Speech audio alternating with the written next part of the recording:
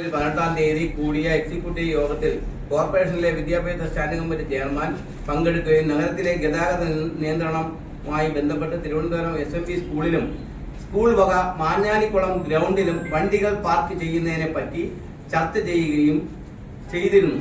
വണ്ടികൾ പാർക്ക് ചെയ്യുന്നതിന് ഫീസ് ഈടാക്കുന്നതാണെങ്കിൽ സ്കൂളിന്റെ പുരോഗമനത്തിനായി ഈ തുക ഉപയോഗിക്കണമല്ലോ എന്ന് PTA വിലയിരുത്തി.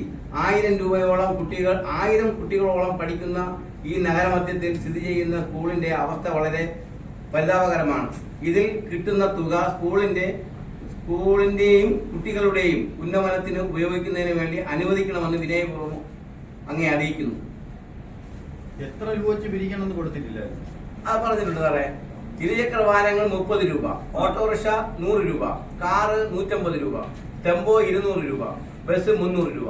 പക്ഷേ അന്ന് ഈ കമ്മിറ്റിക്കാര് വലിയ വണ്ടിയൊക്കെ വന്ന് ഈ അവിടെ നമ്മള് ഓട് പാവിയിരുന്നു. അതൊക്കെ പൊട്ടുമെന്നുള്ളതിൽ അദ്ദേഹം തന്നെ പറഞ്ഞ്, സാറേ ഞങ്ങൾ സ്കൂളിൽ പാവപ്പെട്ട കുട്ടികളാണ്, എന്തെങ്കിലും സഹായം, ഞങ്ങളിത് പണം സമ്പാദിക്കുന്നതല്ല, അവരുടെ കാര്യങ്ങൾക്ക് എന്തെങ്കിലും ചെയ്യാൻ വേണ്ടി. അപ്പൊ എന്ത് വേണമെന്നാണ് ചോദിച്ചതെന്നാണ് പറയുന്നത്. അപ്പൊ എന്ത് വേണമെന്ന് ചോദിച്ചപ്പോ സാറേ എന്ത് തരുമെന്ന് ചോദിച്ചപ്പോ സാറിന് ഇഷ്ടമുള്ള. അപ്പൊ അവർക്ക് ഇഷ്ടപ്പെട്ടത്, അതിലാർക്കും തർക്കമില്ല. തർക്കങ്ങൾ പിന്നീട് ഉണ്ടാക്കിയതാണ്. ഏതൊരു വിധ തർക്കങ്ങളും അവർക്കില്ല.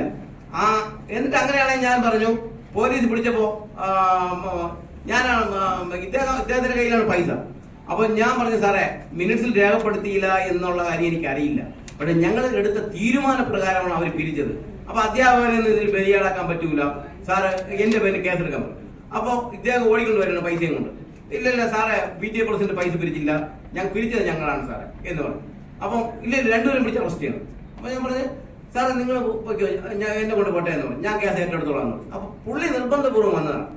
അത് പോയിട്ട് ആ പിരിവ് അവരെ തന്നെ, ഞാൻ പറഞ്ഞു, ഇതിൽ ആർക്കെങ്കിലും നിങ്ങളെ പൈസ നിങ്ങൾ പറയുന്ന സ്ഥലത്ത് അല്ലെങ്കിൽ മേയറുടെ ക്യാബിനകത്ത് ഞാൻ കൊണ്ടുതരാം. എത്ര പൈസ നിങ്ങൾ പറയുന്നു അത് കൊണ്ടുവരാം.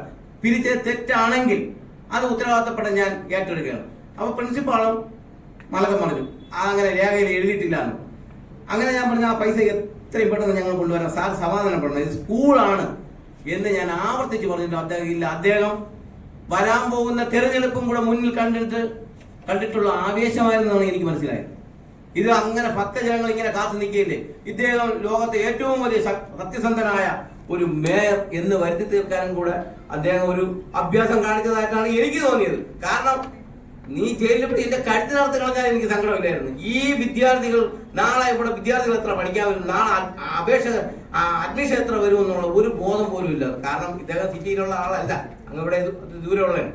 അപ്പൊ ആ ഒരു ഇതാണ് അദ്ദേഹം കാണിച്ചത്. അദ്ദേഹത്തിന്റെ വെമ്പൽ കണ്ടപ്പോൾ ഞാൻ വിചാരിച്ചു, ഇനി 2 കൈയും കൂപ്പി ഞാൻ സ്വീകരിച്ചു, നിങ്ങൾ തരുന്ന ശിക്ഷ ഞാൻ ഏറ്റുവാങ്ങാം. ഇദ്ദേഹത്തിനെ ഒഴിവാക്കി എന്നെ ജയിലിൽ കൊണ്ടുപോകാൻ പറഞ്ഞു. അങ്ങനെയാണ് വന്നത്. അപ്പൊ അവിടെ വന്നപ്പോ കേസെടുക്കാൻ പറഞ്ഞു. നിങ്ങൾ കേസെടുത്തോ? ഞാൻ അതിന്റെ തൊട്ട് പുറകെ ഇവിടെ നീതി പീഠമുണ്ടല്ലോ, അവിടേക്ക് ഞാൻ പോകുമെന്ന് പറഞ്ഞുകൊണ്ട്. അപ്പൊ SHOയ്ക്കൊക്കെ കാര്യങ്ങൾ മനസ്സിലായി.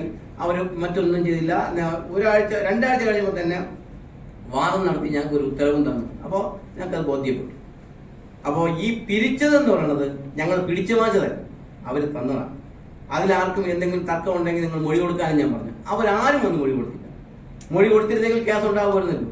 അങ്ങനെ തർക്കമുള്ളവരാരെങ്കിലും മൊഴി കൊടുക്കണ്ടേ? അങ്ങനെ അത്ര മേയർ ഇത് കാണിച്ചപ്പോൾ ആ മേയർ അവർ 2 പേരെ കൊണ്ട് മൊഴി കൊടുപ്പിക്കണ്ടേ?